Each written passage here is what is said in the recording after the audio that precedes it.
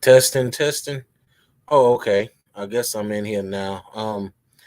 So yeah, this is I'm coming back. This is welcome to Deep Impressions YouTube channel. I'm gonna be speaking on the Kevin Samuels passing and just I guess my take on him since everybody else is doing it. A lot of people feel like if you don't have your life together, you shouldn't be speaking on YouTube. Well, I'm gonna say what I got to say because I want to put it in the ether, and you could take it or not. It doesn't matter, but I just want to get it out there. So I guess first we'll talk about where Kevin Samuels, where he came from. From what I believe or what I understand, he was born in Atlanta but raised in Oklahoma. Um, this is, uh, I guess, important. I'm from Houston, Texas myself, and I think it's a good look that he brought to Southern Gentlemen because there's certain places around the United States that still believe that we're still riding horses down here in Texas. Now, some of us are, but yeah, we wearing suits and pushing big cars down here too. Um, that's one of the main things. To be honest, I'll talk about where I first heard of Kevin Samuels from, if you could believe it. I wasn't technically a bandwagon fan, as in, I found out about him a couple weeks, maybe even a month before the viral video, average at best. Um,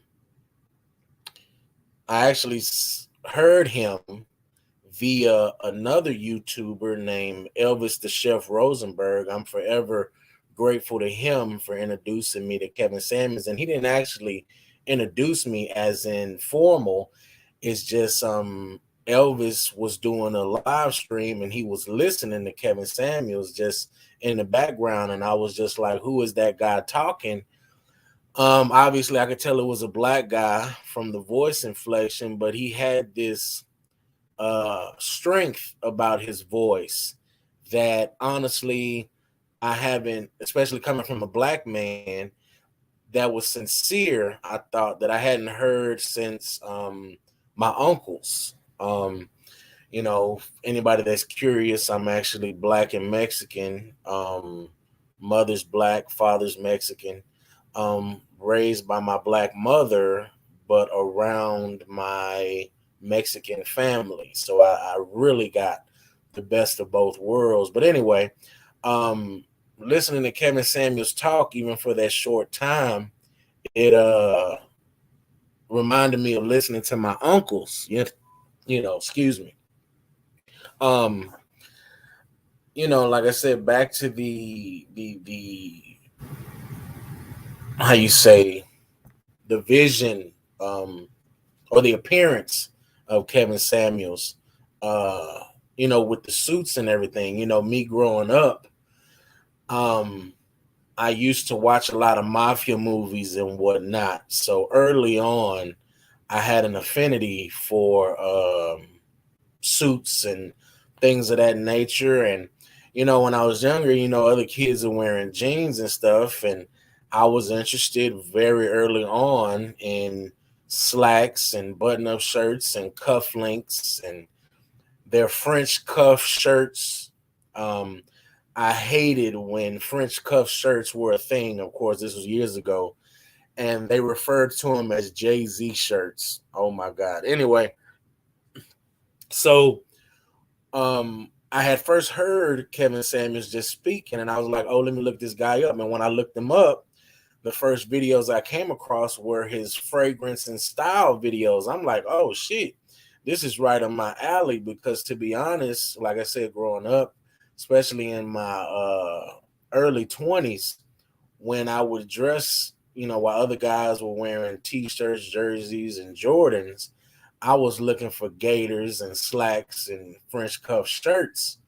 And to be honest, I mean, honestly, I was raised in the hood, but a lot of times dudes would cast me off as being somewhat effeminate. And I've already told you I was raised by my mother, so I didn't understand how me wanting to dress more formal made me effeminate. Also, early on, I started doing my own grooming, like my edge up and everything, and I used to trim my eyebrows. And early on, dudes try to say that I was gay for doing this. So to me to be older now, have my own kids now, be married, and it was a breath of fresh air to see him, a dude from the South, a black dude with a suit on, showing some kind of masculinity, heterosexual wise. I give credit to Zero. He's a rapper here in Houston. More often than not, you'll see him with some badass suits on. I've noticed. He'll still wear the Jordans and that whole thing, but he's then pulled out some pinstripe suits, and that's fly. You know what I mean? I know a lot of people have their um, opinion about people that wear suits. One of the guys that I listened to, he was like, think about people that wear suits. It's usually lawyers and politicians and people that are trying to screw you over. Well, I didn't look at Kevin Samuels like that. You know what I mean? But I do understand that sentiment. Um, like I said, once again, just I think he was good representing Southern men. Him being from Oklahoma or being raised in Oklahoma. But I know he fancied himself a Southern man, and I think he's a credit to us down here as far as showing that we're now wearing flannels and boots. Um, guess I'll go ahead and say I know a lot of at this point was today the 9th of May. By this time, a lot of people have already started in with the conspiracy theories. You know what I mean? And I'll get to that a little later after I talk about him some more. I have a tinfoil hat as well. I won't pull it out now. I'm not ashamed to say that I have one. So just bear with me if that's what you're looking for. Anyway, so I guess the polarizing thing about Kevin Samuels was the way that he talked to women, more specifically black women. Now, like I said, when I started watching Kevin Samuels, it wasn't for that. Honestly, I think I actually saw that Average at Best video live. And yeah, it was a chuckle moment, but even though my wife isn't black, I don't take any joy in listening to anybody, specifically roast black women. Now, I'm not saying that's what he did, but I can understand if people perceived it as that. Um, to be honest, I think uh, a part of him seriously felt now if you know about him for real, he had a cancer scare when he was younger, and his health, people don't really know, even with his passing, what it really was. And like I said, we'll get to that. But when we're talking about, okay, I'll be honest, I have daughters. I got 2 daughters that I live with, and I'll be honest, I don't talk to them all the time sweet as candy and whatnot. Sometimes I have to be stern. And if you don't have kids, and if you don't have female kids, you won't understand this part. Now, I think Kevin Samuels has a daughter, but from what I understand, I don't think he was too involved in her life until here recently.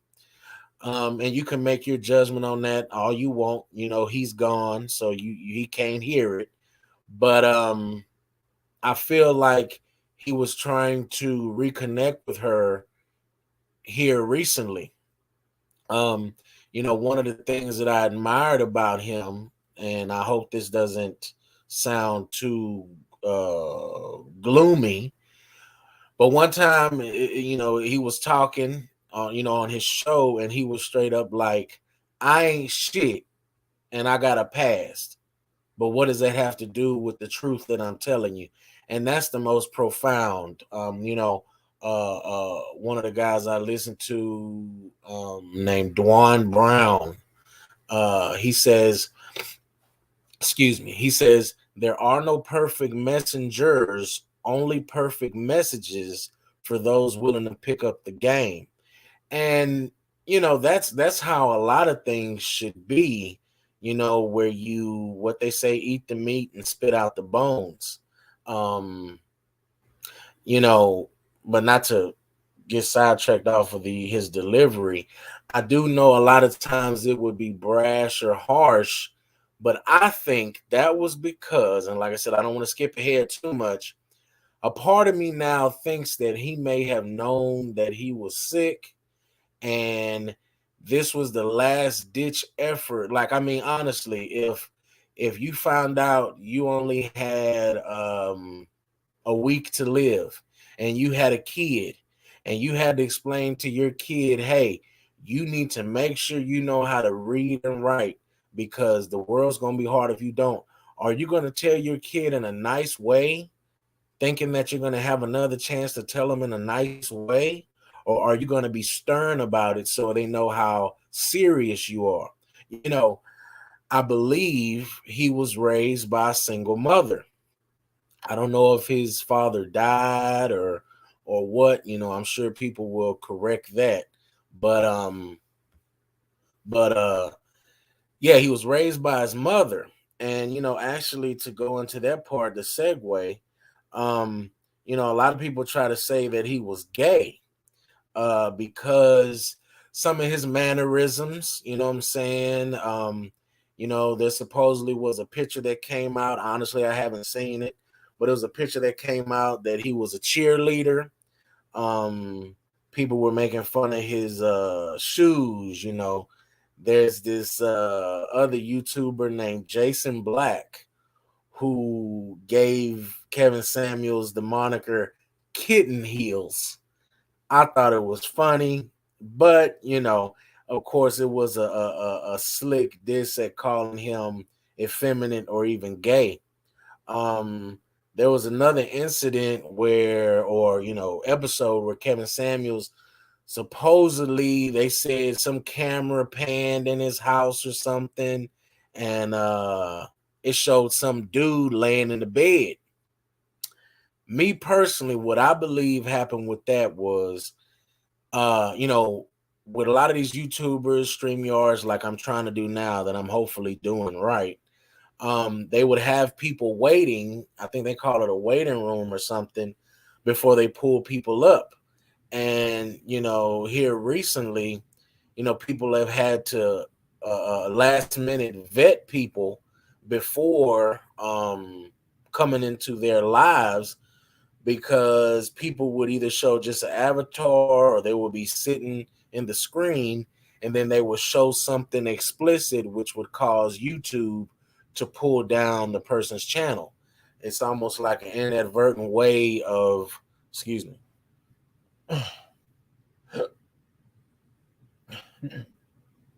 an inadvertent way of like trolling somebody's channel, or even I guess low key it would be a way of swatting somebody online. Anyway, to the whole gay rumors and everything, I think what it was, and this is, like I said, all this is just my opinion, and like I said, I just wanted to put it out there into the ether. But I think him being raised by a single mother, also having, he had a different kind of intelligence. um I myself, I don't think I'm cool enough or smart enough to be a nerd, but I will admit that a lot of things that nerds are interested in, I have somewhat interest too, like comics and whatnot, medieval stuff, stuff along those lines. Anyway, um, I feel that, he was just raised by his mother, and that may explain a lot of the effeminate mannerisms, but I don't think he was straight up gay. Even his what he's famous for now, being harsh to girls. I think part of that was like a revenge of the nerds type energy, as in when he was younger, he was just a nerdy skinny kid, and he turned his intellect into money, and now he has the money. I don't want to say it like this, but now what a lot of nerds do tend to do, they get the money and now they can handle people how they want, talk to people how they want, especially women. He's considered part of this whole manosphere, MGTOW, red pill type thing. I'm not really into that. I know they kind of look at him as some kind of patron saint. Like I said, I didn't look to him for that part as far as dealing with women. I'm married already, but yeah, I think some of that was just simply, what Mike Jones say back then. They didn't want me. Now I'm hot. They all on me. But yeah, I think it was just more, like I said, a revenge of the nerds type energy that um kind of made him act like that. Like, going back to high school, even the cheerleader thing, to go back to that, I went to a predominantly black and Hispanic high school. And ironically, there was a white dude who was on the cheerleading squad. I didn't judge him and think he was gay just because he was on the cheerleading squad. Funny enough, because mostly the cheerleaders were black girls, he kind of had some black girl tendencies. And I kind of think that's just around the same thing, is that, hanging around a bunch of women. And to be honest, this would also explain why Kevin Samuels was privy to the information with women and the way that they move and the things that they do, is because he was literally surrounded with them, even though it wasn't actually sexual. As in him courting the women or girls he was around. He was, oh, that's Kevin. Hell, I just found out his middle name was Roshon. I wouldn't be surprised the girls called him Roshon just on some cute shit. Anyway, um, give me a second. Uh yeah, so like I said, as far as the whole gay part, I never thought that about him. Like I said, I know, some nerds or whatnot, they may come off as effeminate because they're not really around females in a romantic setting. You know what I'm saying? And if, there's even, and like I said, this is no disrespect to him. I'm just giving my thoughts about him, because yeah, I'll be honest with y'all. Kevin passed what he passed, Cinco de Mayo. Um and I actually had a buddy that lost his fight with cancer a few days ago now. So, it's been a tough week, to say the least, the loss like that. And I mean, you think I would be used to instant loss. I lost my mother Christmas 2016, and I had literally saw her like 3 or 4 days before, no problem. And I believe she died at home. And anyway, so uh, yeah, so with Kevin, back to him and the whole gay rumors and everything like that. If you paid attention, there was even this type of auntie energy that Kevin would exude sometimes, almost like Tyler Perry. Think about it. Of course, Kevin was never in no straight up dresses or nothing like that. But I'm just saying, the, well dressed black man with a little height, that, like even the way, Kevin laughs sometimes, he laughed like some chick, like some old black woman. Like I said, you can watch his videos and you can see, what I'm talking about. But like I said, once again, I think this energy was just from being around his mother, other females, and just, getting down like that. Let me see. Okay. the Nicki Minaj interview, just to speak on that, he lost a lot of followers, so to speak, because and even Nicki Minaj, I think some of her, what they call them, barbs, were trying to go in on her because they actually had a civil interview. This is another, random part of history that, I witnessed firsthand, not knowing, of course, that it was going to be technically history. But, yeah, it was a very civil interview, and you could tell that both of them were holding back. Kevin was damn near acting like a little fanboy kid that sees the pretty hot senior girl. Think about it. Think about it. The nerds that are in love with the hot cheerleader. Think about it. You know what I mean? This is what I'm talking about.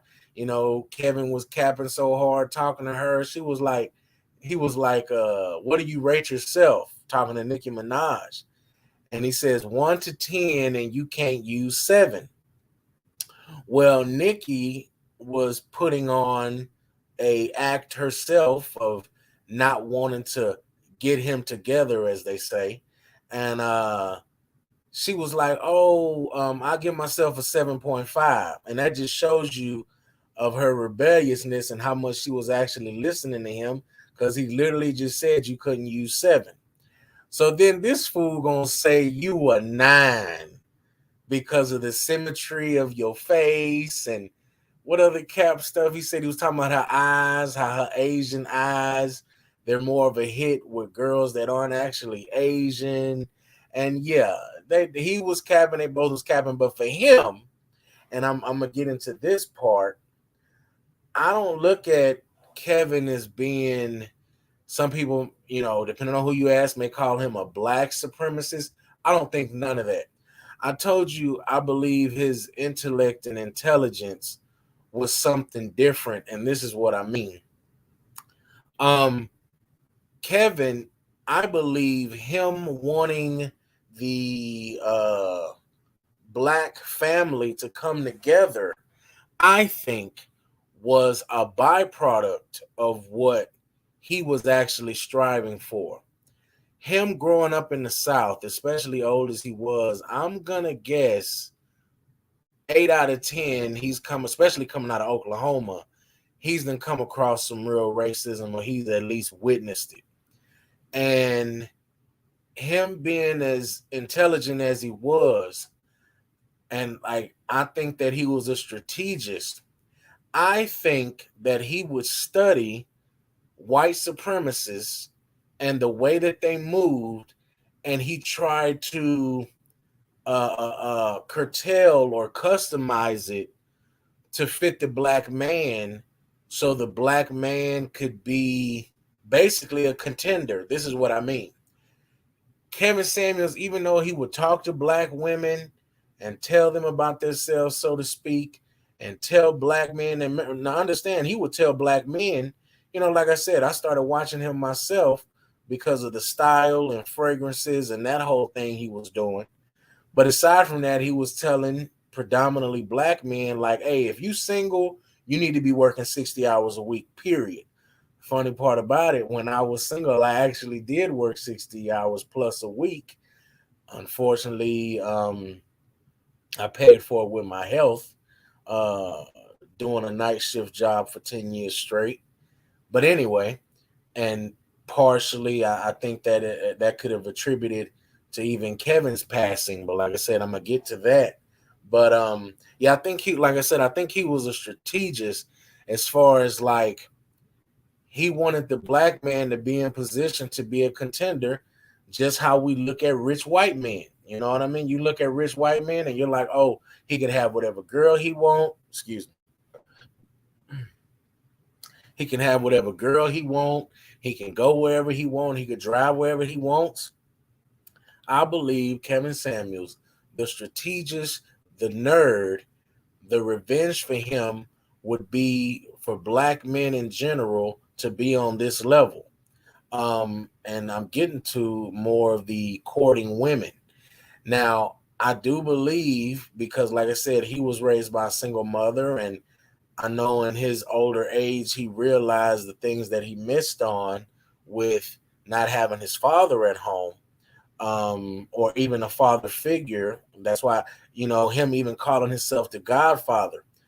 I never really heard Kevin make any mafioso type allegories, anything like that. Uh, but or even analogies. But I do believe, like I said, the way he carried himself and whatnot, I would say that he's probably seen a Godfather movie or two, which goes to even his nickname, what he penned himself, being the Godfather. But it wasn't just because he was just some boss sitting at the top. It's because he was actually giving fatherly advice to people. And like I said, sometimes it may come off harsh, but like I said, speaking as a parent, you can't be nicey friend all the time when you're trying to get your point across, especially when you're trying to tell your daughter that, baby, if you don't get it together before you're 30, there's a possibility you can be alone. And I'm not trying to be funny. I talked to a few women that are in their 40s, early 30s, that are single. I don't hear a bunch of partying going on. Now, you can go by Instagram, the few posts when they're in Miami and LA, but yeah, behind the scenes, when women are really talking, it's like, man, they done came out with it. And even Kevin spoke about that whole Galentine's Day, with single women spending Valentine's Day with each other. And you ask one set of people, it's low key some LGBT stuff. You ask another set of people, it's just women who refuse to, quote unquote, straighten up to get a man to actually be there on Valentine's Day. Anyway, um so what I'm getting at, like I said, is the uh how he wanted black men to be in this position, and the black family would be a byproduct of the black man getting himself together. Well, Kevin didn't want, I believe, black women to feel like they were above reproach, because you even hear him talk about his mother, how she didn't get married, I guess, after his father, whatever, until she was 50 something. You see what I'm saying? Because I don't know, maybe getting schooled by him, who knows? She came to some realizations later in her life that allowed her to actually get with someone. The part I'm trying to hammer down in this point is, it's also known that Kevin Samuels was very much for interracial relationships. Now, he didn't promote that, I believe, on just some cooning type stuff, but it was, black man, if you want to have a family and the black women that you're around aren't cooperating, then you probably need to see what Becky, Maria, and Mei Ling are doing. He would constantly joke about that, because, yeah, cooperation is the ultimate. So, I'm not going to lie. Like I said, even though I started watching him for another reason, I would every once in a while tune in, enough to know, I guess, this much information about him. I would tune in to some of the shows, and I tell you, man, like, some of the women that called in, the level of delusion was crazy, crazy, crazy, crazy. I know he would target the big Shirleys, and I guess I could segue into that. Um, the whole thing on overweight people and middle-aged women. Um, well, hold on. Before I get to that, let me not skip past the interracial part. So, yeah, he would basically be, a black man should not have to settle for a black woman that's uncooperative just so he can keep his black card. You know what I mean? But I don't believe he took blackness as a joke, because he was black. Now, with that said, he did follow a few other black guys that the black community in general, especially the pro-black community, would look down on. One guy in particular that he would mention a time or two, I think his name was Thomas Sewell or something like that. Supposedly this guy has a lot of, you know, almost right wing or Republican type views. I don't know. But pro black would just label him a coon. But I don't believe Kevin Samuels would push interracial relationships just on some cooning shit. He would push it because it would be an option for the black man. So I hope that hits home with anybody. With the overweight people thing. So yeah, I'm fat. And he gut checked me when I was listening to him, but he's absolutely right. Don't fool yourself. I know Lizzo, she's out here flopping around, making people believe whatnot, but even Lizzo don't like fat niggas. You dig what I'm saying? And yeah, your quality of life would be better if you worked out and lose weight. Period. That's just facts. Um, so you being fat, it's like, yeah, you can't shoot for, and like I said, it's funny. There's a video or two where he's roasting dudes, and like I said, the older videos he would roast dudes, but I mean this current Kevin Samuels that everybody was tripped up over. It wasn't too many dudes, like fat dudes, calling in talking about why can't I get no bitch that looks like Halle Berry or whatever, because we know, you understand what I'm saying? Like, dudes got game, dudes got money, but it's just it's being realistic, and there's nothing wrong with that. So that's why when he would speak to the women, and he would be, your height, dress size, and all that type of deal, because it's like, come on, like you want Shamar Moore, Morris Chestnut, plus him making 6 digits a year and having everything together, and you're coming to him 100 pounds overweight with kids. Like, let's just get real about it. So I think that part, like, especially when you're going against a society that's embracing Lizzo, I want to say that he was just the balance. You know what I'm saying? What do we got? Okay. Yeah. He also called himself, I think he jokingly called himself a feminist, because he would talk about how he wanted women to go for the most. So just like he was telling men to not settle for women, he was telling women, yeah, if you get yourself together, you don't have to settle for a man that you usually wouldn't go for. You understand?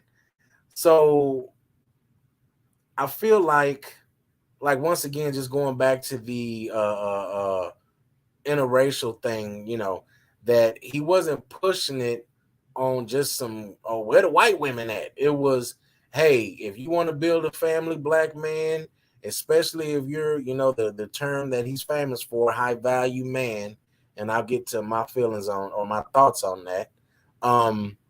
He's like, yeah, you should be able to go out into the world. The earth is yours and everything in it. And if you want a white woman, Hispanic woman, black woman, Asian, whatever woman that's going to come along and be part of your program, then that's the one for you, and fuck what everybody else is going through. What else we got?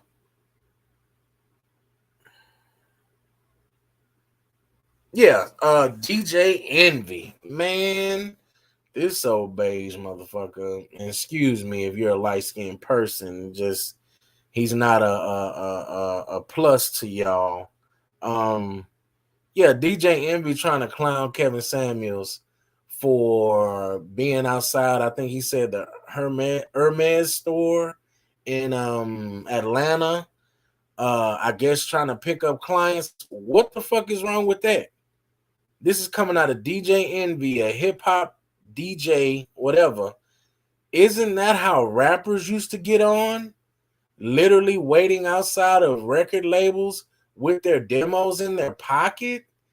But see, DJ Envy, he comes from tremendous simp energy. I mean, I can't even put it into words. Like, and I don't say this lightly. You know what I mean? Like, there was an episode of Breakfast Club where he went left on what was that, Jesus and Mero, because some jokes they made about him cheating on his wife, and then here recently just came out that his wife has been faking orgasms for 10 fucking years. Man, I don't even know. So it's no surprise that he would hate on somebody like Kevin Samuels, because it almost seems like he's everything. Kevin Samuels is everything that he wanted to be, honestly. Um, what we got?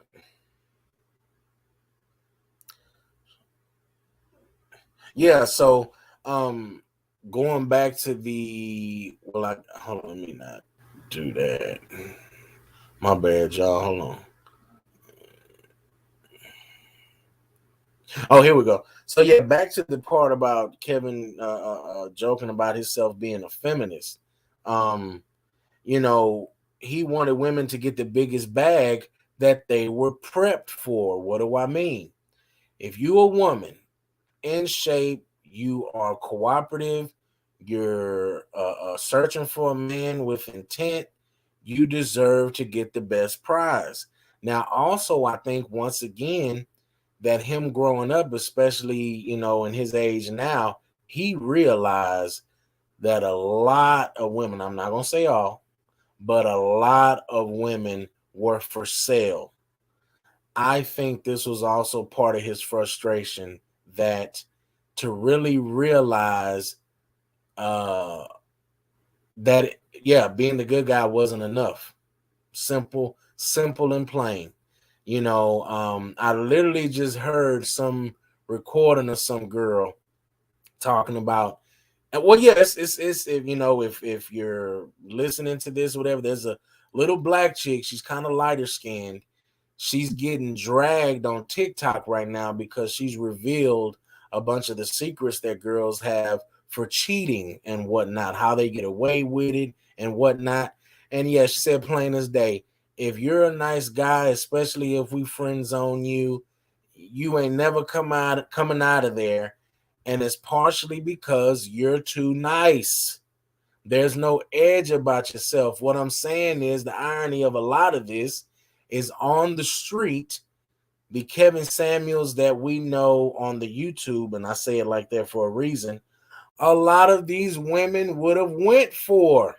He was in shape with money and he wasn't kissing ass.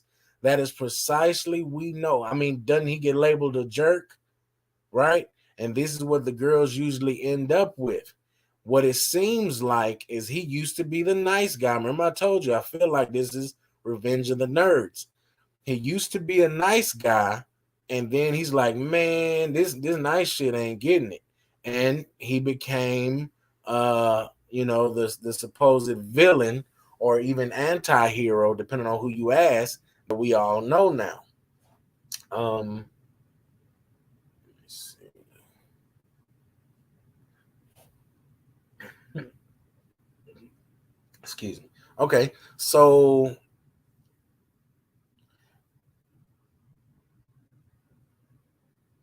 yeah, so YouTube, I guess opened him to being connected with a lot of people.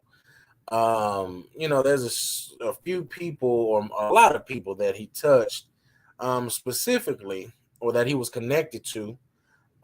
Lead attorney, Sinful the P, Minister Jap, Dennis Sperling, O'Shea Duke Jackson, Melanie King, Donovan Sharp, and it's a few others. He's even connected to them goofies over there, Fresh and Fit. I don't mess with them guys, but yeah, they were supposedly, the little weird special agent dude. What's his name? Myron. Yeah, supposedly he rapped with Kevin behind the scenes every blue moon, whatever. I don't know, but yeah. all of these people, for the most part, they make some pretty good content. Um, Dennis Sperling. I guess I could segue into him, and I guess we'll go on ahead into the tinfoil hat talk. This is where this is fixing to go. Dennis Sperling. So I'm looking at him become the spokesperson, so to speak, of for Kevin Samuels' family. And I just, like I said, if you got your tinfoil hat on, I'm just finna go to it. I'm not gonna pull any punches because I'm in the middle of this. This is my first time doing this whole StreamYard thing, and I'm gonna go for broke. Uh, yeah. So I remember looking up Kevin Samuels at the beginning because he would say things and do things that would make me wonder if he was a frat brother. I never knew for certain. Um, I remember, once again, just catching different details of stuff that was deep. I believe that Kevin was there for the inception of the Kappa Beach Party, now known as the Texas Beach Party. Um, so we're going. What is that? The 90s. Uh, I remember he even tells a story about one of his frat brothers that used to clean up with the hose. This frat brother was ugly though. And the way Kevin Samuels tells this story is kind of like this frat brother gave him the confidence to approach girls and whatnot, you know, like he's famous for now, being that guy. And if you know anything about frat fraternities, it's usually one or two ways you can get in, either with money, right? Your parents or prominent or whatever like that, or with intelligence. Your grades are good and you'll bring a certain esteem to the frat when you join. So I believe Kevin Samuels, being from the South, I don't think he was a baller early on in his life. I think he got into the frat with his grades, his academics, and aside from that, like I said, just him being a strategist. I know a lot of those fraternities put guys through all kinds of hazing and whatnot, and these black fraternities are no different. But speaking of black fraternities, when you speak about black fraternities, you have to talk about the Boule. If you don't know what Boule is the black sector, branch, leg, whatever you want to call it, of Freemasonry, uh, low key connected to Illuminati. Now, when I looked him up, like I said, some of his ideals were similar, like I said, to what some people would say, like a lot of these democratic black guys, these upward mobile type black guys, but it wouldn't be all the way. But like I said, this is before I knew for sure. I honestly didn't find out Kevin was a Kappa until after he died. But like I said, I had the suspicion before because of the stories that he would tell. Um, so with that whole thing, back to Dennis Sperling, like I was saying. So he comes out as the spokesperson. So this Dennis Sperling guy, I've seen him a place or two. I didn't follow him before now. I seen him a place or two online, but when I saw him, it was this weird, like I had seen him before, and I couldn't explain it. So I looked this guy up to actually find. I was looking him up, his researching him to find out if he was in a fraternity slash Freemasonry slash Illuminati connected. I hate saying that word. And if I'm gonna be doing this YouTube, I really need to find out another word to use. I guess I could say the big I. I'll say the big I. Um, that's a double entendre. Anyway, uh, so yeah, I was looking to see if he had some kind of connection with that. So not only do I find out that Dennis Sperling is in a fraternity, I believe he's a Delta, but he hails out of Houston. He's a lawyer here. From what I could tell, kind of big time. He has an actual, firm and the whole nine. And I'm just like, wow, that's kind of, peculiar, whatever, coincidental. Um, but him coming out as a spokesperson kind of out of left field, like when I first heard about him, excuse when I first heard about him, I was like, who is this dude? I just thought, when I found out he was from Houston, I was like, oh, okay. I said, it's a good chance because it's no secret that Kevin spent time or spent, since he's passed, spent time in Houston and Dallas for the most part. And he probably knew this dude growing up. This dude looked like he may be a little younger than Kevin, but those fraternities, alumni, they all mingle with each other and all that type of stuff. No, he didn't meet this dude, Dennis Sperling, until after the Average at Best video. And from what I'm understanding, I believe that's been 2 years ago now. So he just met this dude, and this dude's already the spokesperson. And it's weird, this dude calls himself the spokesperson, but not the lawyer for the family, even though he is a lawyer. Okay. Anyway, um, now this next part, like I said, I don't say this lightly. This is all my opinions, and like I said, I'm just freestyling really. I got a few notes I jotted down just for subjects that I wanted to speak on, but nothing, really concrete or written out. Like I said, this is just freestyling. But in that whole, frat life, the life of the big I, and all that kind of stuff, for anybody that's still listening at this point, because it's 10 for a hat talk, we know that sacrifices are allegedly part of their get down. Your Biggies, your Tupacs, your Nipsey Hustles. Now, some shit just came out. You hear Whack 100 out here talking crazy, all kinds of extortion going on and all this type of stuff. Uh, Give me a second. Extortion going on and all this type of stuff. And yeah, man, I'm gonna say it like this. Let me say it like this. So Nipsey Hussle had a property on, what's the street? What is it? Crenshaw? Is it Crenshaw? Crenshaw. This property is down the street from the stadium where the Rams played, right? Y'all can correct me if I'm wrong. Before Nipsey died, supposedly he was supposed to have some come to Jesus type talk with LAPD. And yeah, he didn't make it to that meeting. I also think it's weird, and I'm not gonna say this guy's name because even though I'm a nobody on this YouTube, a lot of people thought they were nobodies before they went viral. So I'm not gonna say this guy's name, but I'll say this. I noticed right before Nipsey passed, he started wearing paper planes on his clothes. If you know what that means.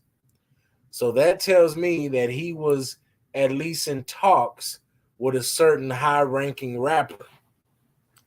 This high-ranking rapper just so happens to have a deal with the NFL for their entertainment or something. Correct me if I'm wrong. We just had the Super Bowl with Dr. Dre and that whole nine, right? But if you know that this high-ranking rapper that I'm talking about, one of these songs that Dr. Dre is famous for, this guy wrote the lyrics. As in that Super Bowl that just passed, this high-ranking rapper that I'm talking about, I believe he got a check off of it too. Then we're still speaking about Crenshaw and the property and Nipsey Hussle and the big eye. I'm still talking about all that. Uh this uh, funny enough, I learned this from watching mafia movies. What shit? Not the movies, because a lot of these movies were based on true stories. But it's nothing for these mafia dudes. Understand, when you hear mafia dudes say the family or the family, welcome to the family. When they say family, they ain't talking about no damn family reunion shirts and barbecues. When they say family, they're talking about 100% business. When you hear about the oaths and everything that these mafiosi take when they get made, some of them are identified as the Black Hand, and depending on who you ask, some of the rites of passage or the rituals that a lot of the mafiosi go through are similar to some of the stuff that the Big Eye does. And one of the practices in the mafiosi is dudes knocking off each other when they think another dude is either getting more money than them or they just literally covet what that dude is doing. Nipsey Hussle was supposedly trying to build a STEM complex for kids to come learn STEM and all this kind of stuff, i.e., help the Black community, right? And now he's not here anymore. Nipsey was around all kinds of cripping, all kinds of rolling, all kinds of you name it. It was no problem. But then he starts actually building people up, building businesses up, and not only is he killed, he's killed by a guy that he knows. Not only is it that a guy that he knows, it's a damn informant, which means he has police handlers, right? So, like I said, you could take that how you want. I'm just telling you how I perceived it, and that's really weird. So, to go back to that high-ranking rapper that I'm talking about, it's weird how I feel like he's connected somewhere. I can't pinpoint it. That's why I won't say his name, because it's just speculation. But it just looks really crazy. And furthermore, Tariq Nasheed, he's another YouTuber guy, pro-Black type guy. He was actually he is actually trying to open up a museum, a Black History Museum, or a foundational Black American History Museum. And he was attempting to buy some property on Crenshaw, and for some miraculous way, the landowners or the city or whoever wouldn't allow him to do it. And where he was actually trying to purchase was the location of an old skating rink that burnt down. So that's another weird part of the whole connection with a property on Crenshaw and all this type of stuff going into the stadium and that whole thing. So to bring it back to Kevin and Dennis Sperling, what I'm trying to say is it's no surprise if you hear about in these fraternity / big eye organizations, Masons even, where boys sacrifice each other or, to get the leg up. And like I said, I wouldn't have looked at it too crazy if Kevin had been known this guy.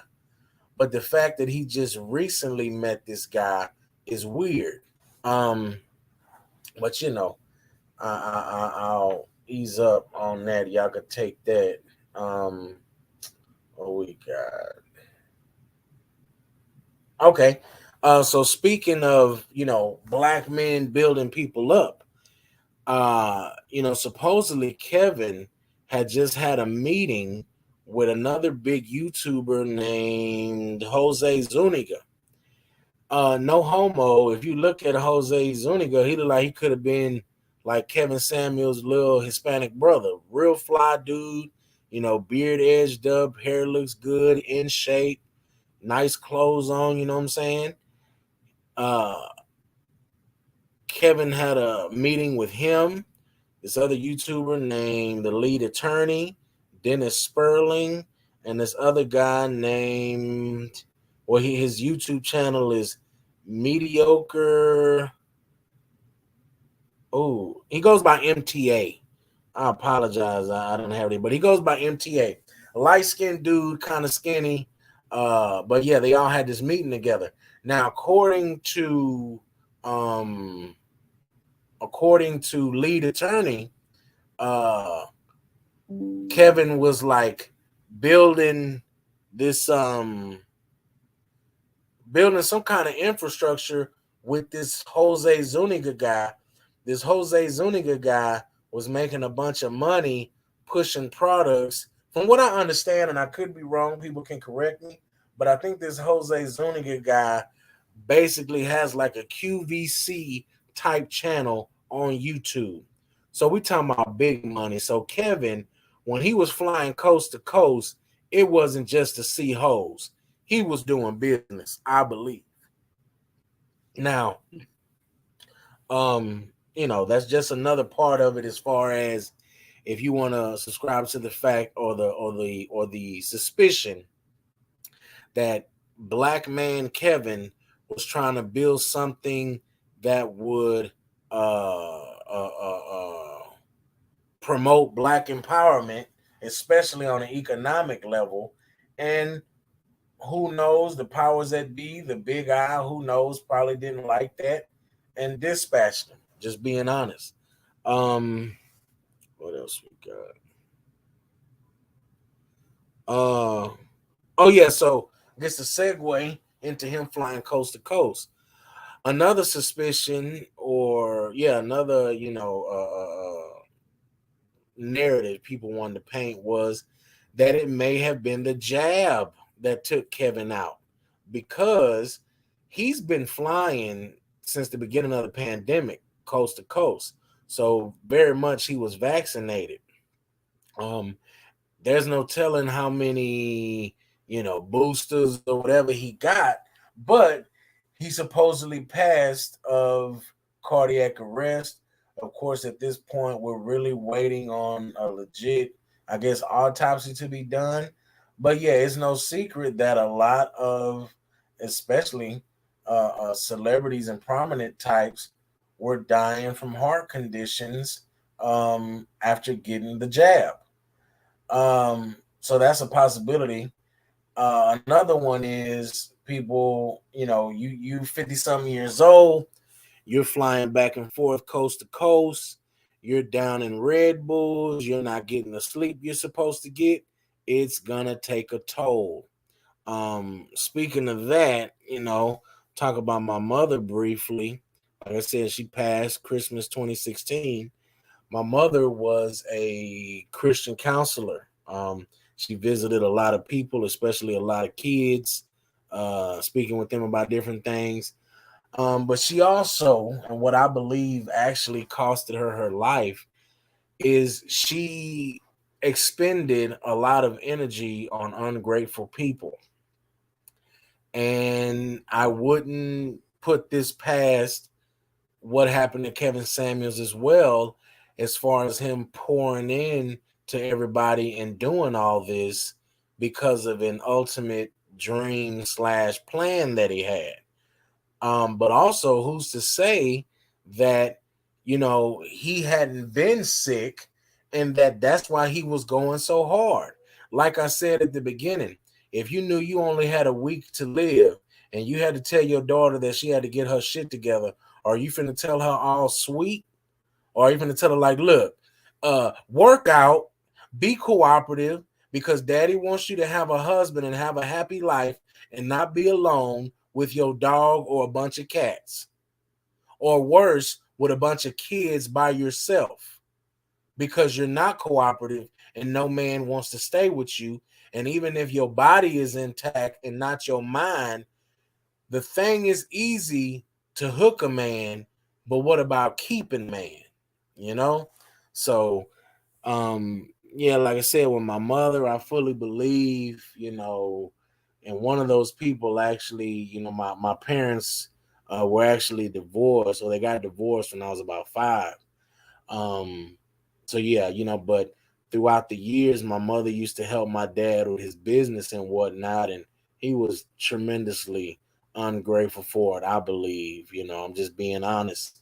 We're not gonna calculate or tally up the few dollars he may have thrown at her to maintain his business. You know what I mean? But yeah, I really do believe you have to be careful when you're pouring out and you're not taking care of yourself. Um,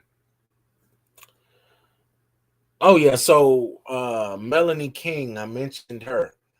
I really wasn't a follower of her until now. I actually found out the news watching her show. I was watching her show and she got the news, ironically, now that I think about it, from Dennis over the phone live on YouTube. She broke down, of course. I tell you something that's weird. Melanie King, she usually had, and I'm not, she's a pretty girl. I think she got 2 kids. She's a little older. I think she's at least 40. Looks like she works out, all of that. Somebody that Kevin Samuels, if she didn't have any kids, would be considered like high value male, status, like, a girl for a high value male. Um, she had a blonde hairdo though. She had like some dreads, but they were super blonde. And to me, that's just all, European type stuff. But this episode that I was watching, it's so crazy. I'll never forget it. Her hair was different. And she had, it was like her hair was to her shoulders. She usually has it like I said, blonde dreads, that blonde dreadlocks down to her back. But yeah, she had like this short do. Her hair was real dark, like a real dark brown. It looked nice. I thought it looked really pretty on her. And she proceeds to say that Kevin Samuels actually told her to wear it like that because he was trying to push onto her, like, you supposed to be representing black women. We need to come out of this whole weave culture and all of this shit because yeah, we got to come past that. So he got her wearing, I believe that was her natural hair, and it looked beautiful on her. Aside from that, she was talking about what she got this jacket. This boy Kevin Samuels had so much pull. She said this fool closed down the Tom Ford store so she could shop. She made sure to put in there that she had to pay for her own stuff. That made me happy. It wasn't on no trick shit. I wouldn't have judged them. You know what I'm saying? But I'm happy she put that in there so people didn't think that he was just over here on some sugar daddy shit. Well, with her anyway. But I'll get to that. Um, but yeah, she was talking about how he was trying to dress her in all black, and he got her this, or he picked out this badass black leather jacket for her. Oh, it looks good on her, and she's just like, I know she probably slept in that jacket the day she found out he died, because it literally was the last thing that you know they did together. Whatever. Um, he celebrated his birthday in March. She was there along with Dennis Sperling, wink, wink. Um, and yeah, they were celebrating somewhere, and they were just somewhere chilling. And Kevin just randomly was like, "Oh yeah, it's my birthday," and they went out, and there's there's footage of that, online and YouTube or whatever like that. Um, but yeah, Melanie King now, the rumors that came out was some of them were so stupid. It's just proof that people don't have no imagination. Motherfuckers need to go back to watching cartoons. And I'm not talking about this new Cartoon Network, this gross mess. I'm not talking about that.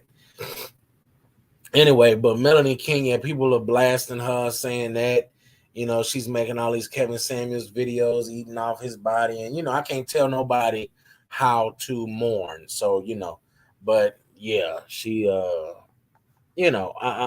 thought she was cool, think she's cool, like I was talking to one of the homegirls earlier, and she was just like, she's like, the people that are talking about Kevin Samuels and the people that are worshiping him are out of line.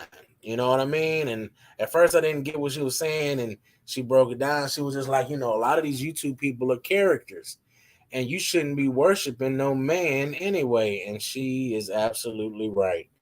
Shout out to Katrina at Conversations with Me podcast. I know, here goes another weird one I saw. Some chick said she did a tarot reading on Kevin Samuels.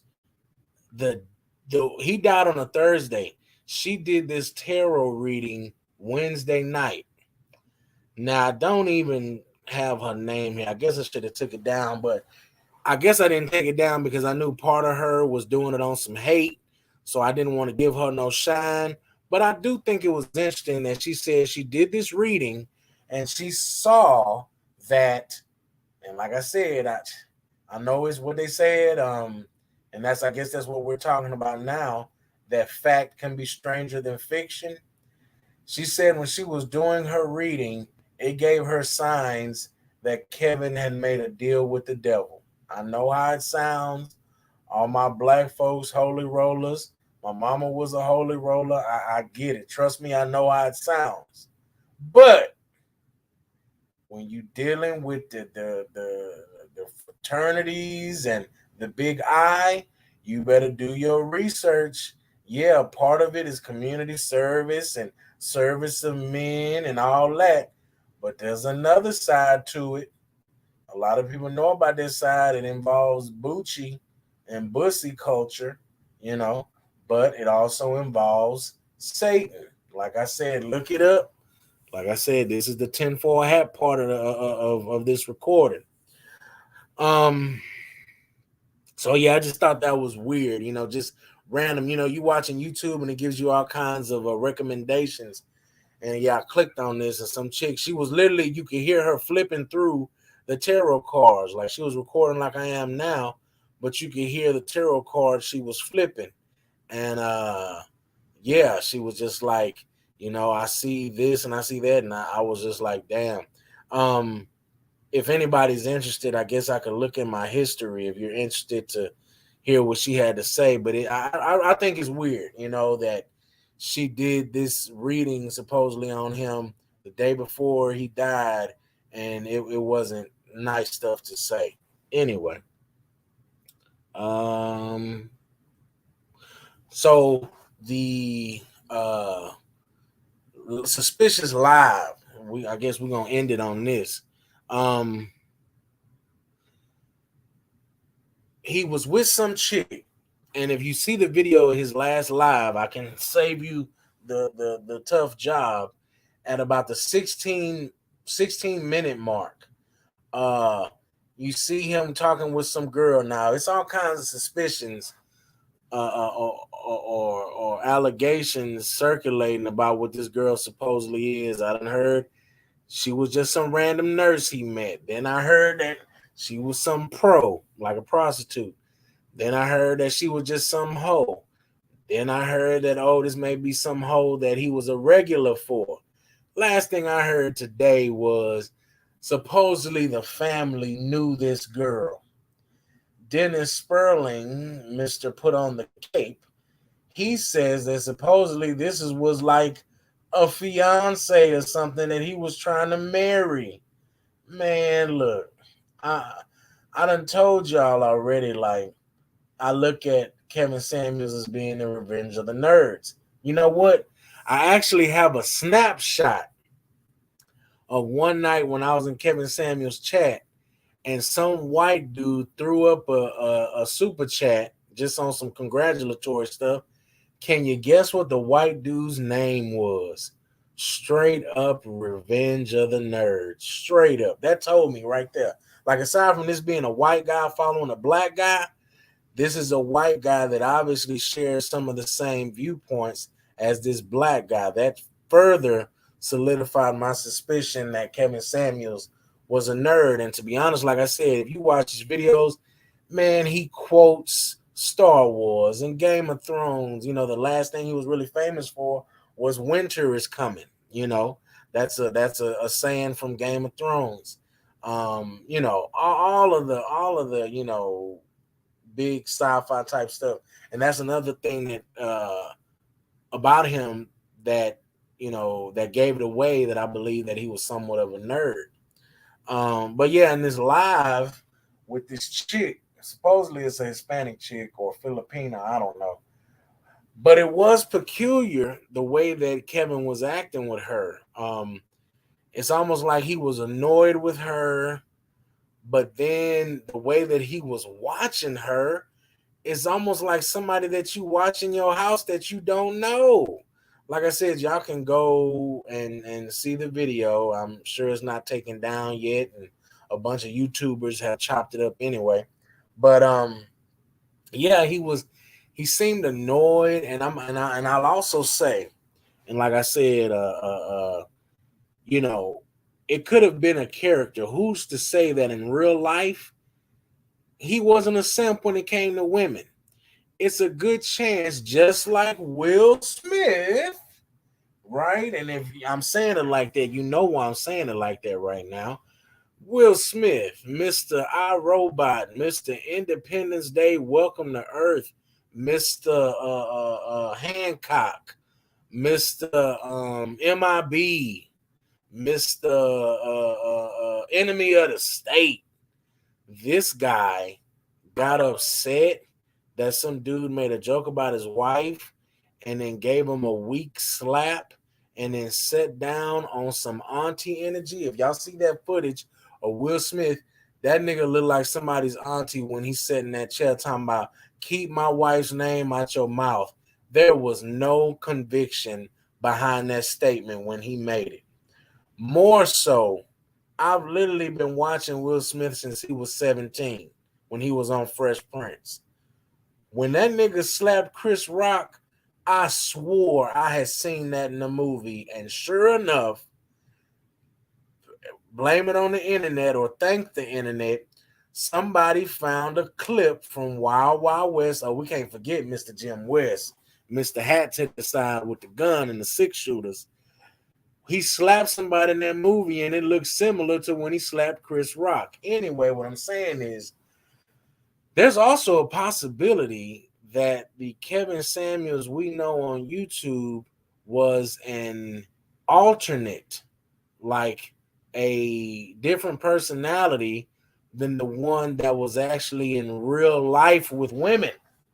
You know, I even go back to the interview once again, another one that I saw before it went supposedly viral, him and Tasha K.